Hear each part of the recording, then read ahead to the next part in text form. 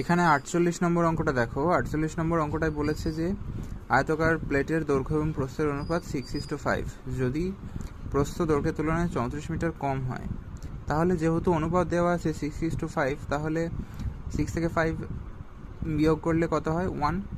1 মানেই হচ্ছে 34। তাহলে যেহেতু আমাকে প্লেটটির পরিসীমা চেয়েছে, তাহলে আমি এরকমভাবে লিখে নিতে পারি যে 2 ইন্টু, আমি হয়তো এরকম লিখে নিতে পারি যে 2 ইন্টু 6x প্লাস 5x সমান সমান, এটা নিশ্চয়ই পরিসীমা হয়ে যাবে।